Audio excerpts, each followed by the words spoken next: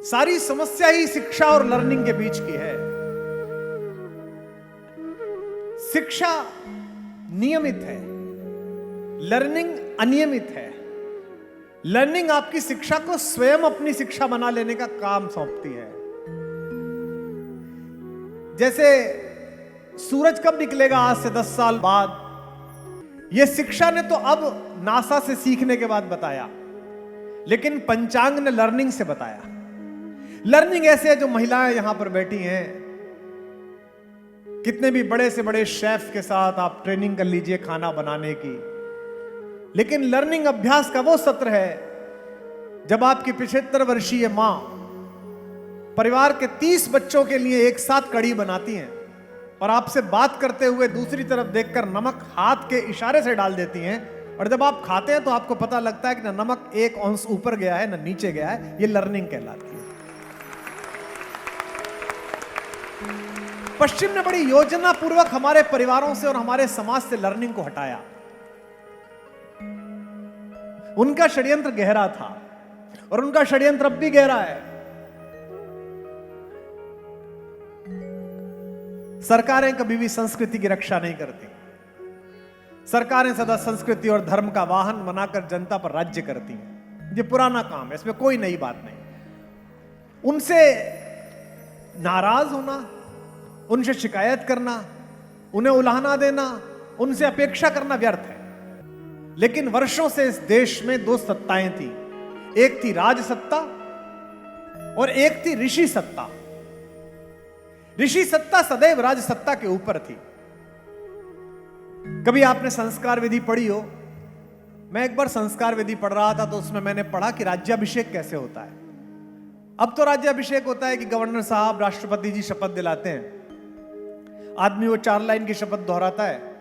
कई नेता तो उसको 25 बार दोहराने के बाद भी देख के ही बोलते हैं, उसको याद करके बोलते हैं कि मैं शपथ लेता हूं। पहले जब राज्याभिषेक होता था तो आसपास के सारे राजाओं द्वारा लाए गए उपहार, राजाओं द्वारा दी गई बहुमूल्य वस्तुएं राजा स्वीकार करता था, और अंत में धर्मगुरु उस राज्य का एक सोने की छड़ देता था राजा को और कहता था कि सर्वदंडो असि। यह ब्राह्मण, क्षत्रिय, वैश्य, हरिजन, हमारे चारों आदरणीय वर्णों के लिए दंड का अधिकार राजा मैं तुझे दे रहा हूं। अब सुनने योग्य बात आगे आती है। राजा जैसे ही राजपुरोहित के, धर्माचार्य के पैर छूने के लिए झुकता था, वो धर्मगुरु एक मोर पंखों का चवर उसकी पीठ पर मारता था और कहता था धर्म दंडो असि।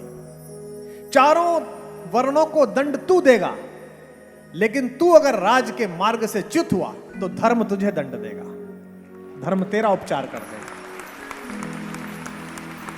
भारत का धर्मदंड कमजोर हो गया है, भारत की ऋषि सत्ता कमजोर हो गई। भारत में ऐसी वाणियां नहीं है, ऐसे लोग नहीं है जो राजा से कह सकें कि तू गलत कर रहा है। दुष्यंत कण्व के आश्रम में जाता है तो बाहर अपना मुकुट छोड़ देता है। अभिज्ञान शाकुंतलम में यही लिखी गई, उज्जैनी में। अपना रथ छोड़ देता है, अपने आभूषण उतार देता है कि कहां जा रहा हूं? यूनिवर्सिटी के अंदर जा रहा हूं, गुरुकुल के अंदर जा रहा हूं। इसीलिए शकुंतला उसे पहचान नहीं पाती कि यह राजा है कि राजा का सिपाही है। जब वो प्रेम का प्रस्ताव करता है तो वो ये कहता है मैं राजा का सिपाही हूं, तो भोली शकुंतला उसकी बात को सत्य मान लेती है। और अब समय बदल गया।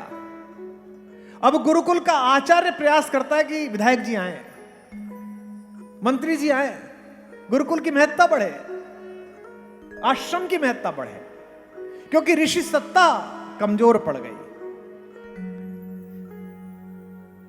आपने अद्भुत काम किया कि आप शिक्षकों को सिखा रहे हैं, क्योंकि शिक्षक का सिखाना बहुत आवश्यक है। एक गलत इंजीनियर पैदा हो जाएगा तो 4 गलत पुल बनाएगा। एक भ्रष्टाचारी और गलत डॉक्टर पैदा हो जाएगा तो जीवन भर में 100-200 लोगों को समय से पूर्व यमराज से मिलने भेज देगा। लेकिन एक शिक्षक गलत पैदा हो जाएगा तो एक पूरी पीढ़ी का नाश हो जाएगा।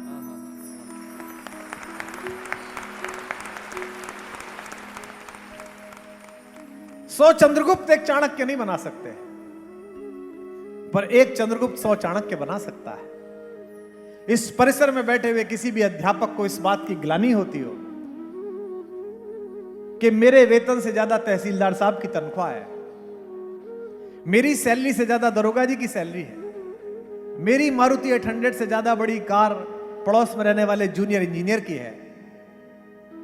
तो सदा इस बात को ध्यान रखना, दुनिया में ऐसा कोई आइंस्टाइन पैदा नहीं हुआ, ऐसा एडिसन पैदा नहीं हुआ जो एक बल्ब से दूसरे बल्ब का स्पर्श करा के उसमें प्रकाश जारी कर दे।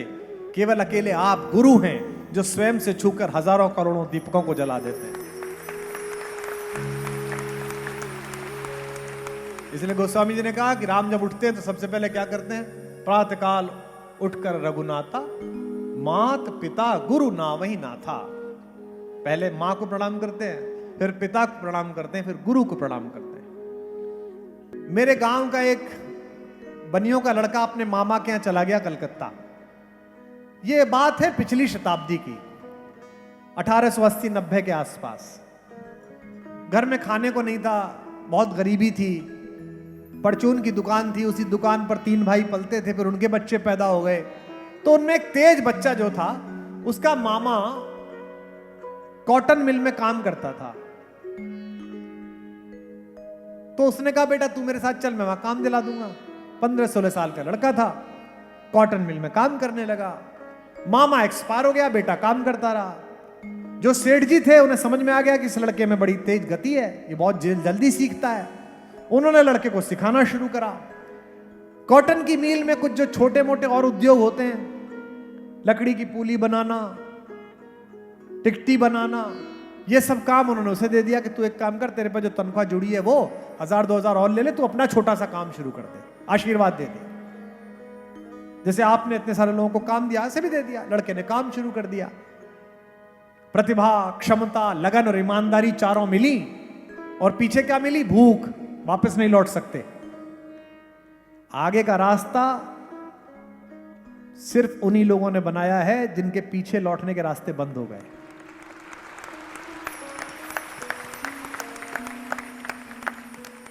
अमिताभ जी ने एक बहुत अच्छी बात कही। एक दिन उन्होंने चर्चा में कहा, बंबई में वो रुकता है जो लौटने का टिकट फाड़ के फेंक देता है। जिसके पास लौटने का टिकट है, जिसके पास लौटने की संभावनाएं हैं, वो चुनौती से वापस आ जाता है। राम के पास लौटने की संभावना नहीं है, 14 वर्ष चलना ही चलना है। इस लड़के के पास भी गांव लौटने की संभावना नहीं थी, चलना ही चलना था। 20-25 साल लगे। कलकत्ता की सबसे बड़ी कॉटन मिल और कॉटन मिलों की सप्लाई होने वाला सामान का सबसे बड़ा ट्रेड इस लड़के ने खड़ा किया।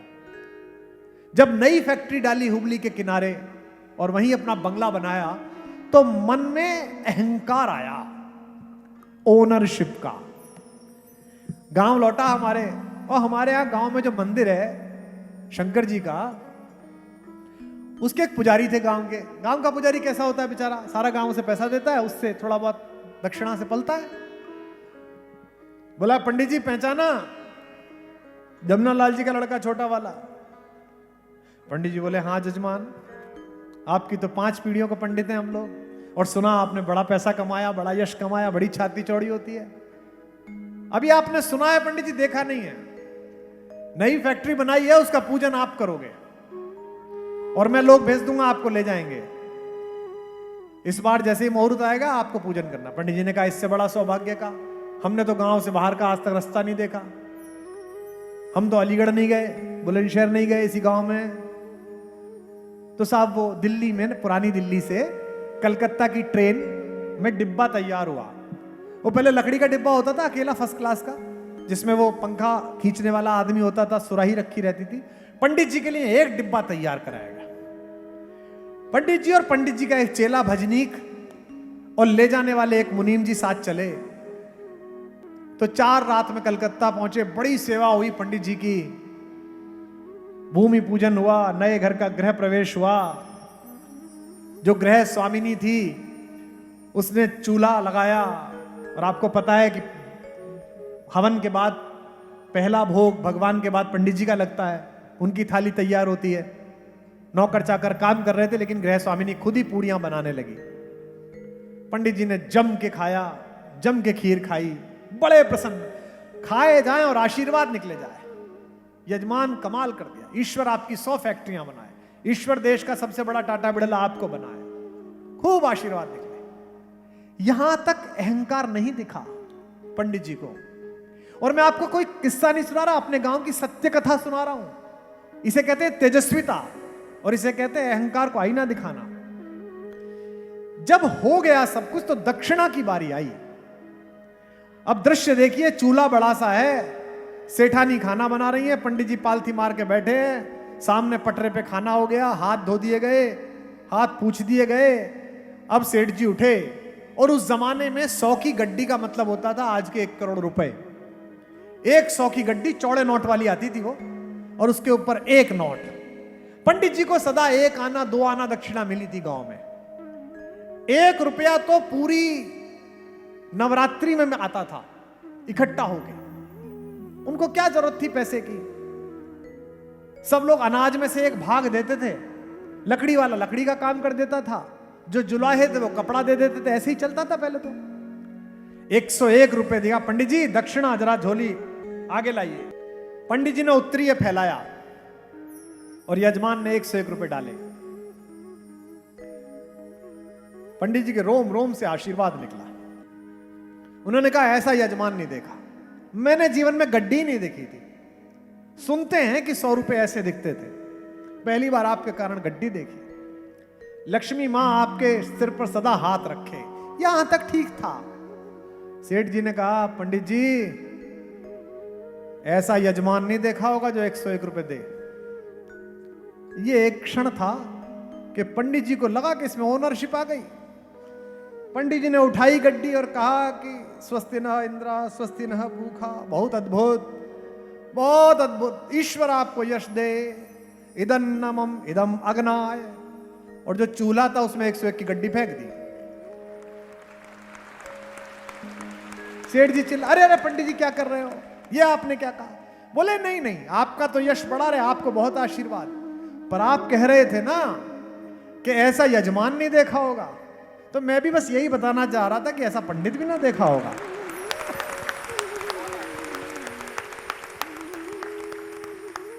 बाली के अहंकार को तोड़ने में राम का यही भाव था।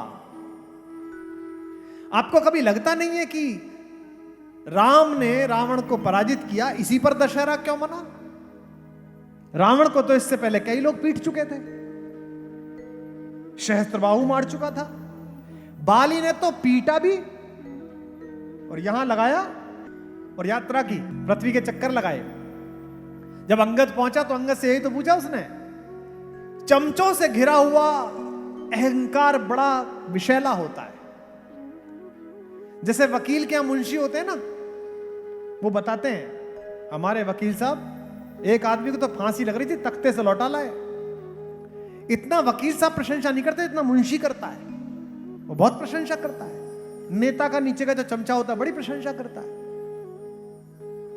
तो उन्होंने अंगद से जब पूछा, रावण ने राज्यसभा में बैठ के, किसका लड़का है रे, कौन का सुत, पता था उसे किसका है, लेकिन अहंकार में वो भी बाली का लड़का था और राम द्वारा पढ़ाया हुआ था, स्टूडेंट किसका था।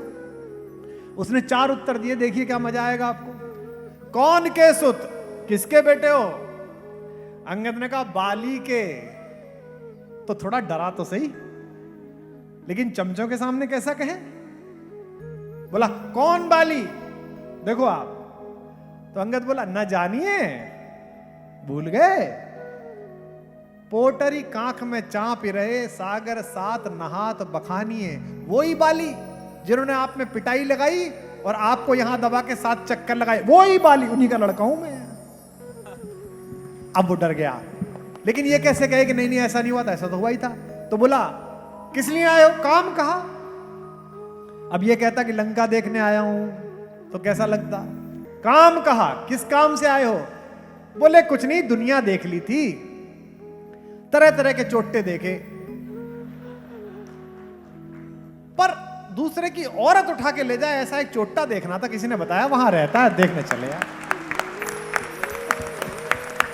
कौन के सुत, बाली को बाली न जानिए, पोटरी कांख में चाप रहे, सागर साथ नहात बखानिए। कौन के सुत,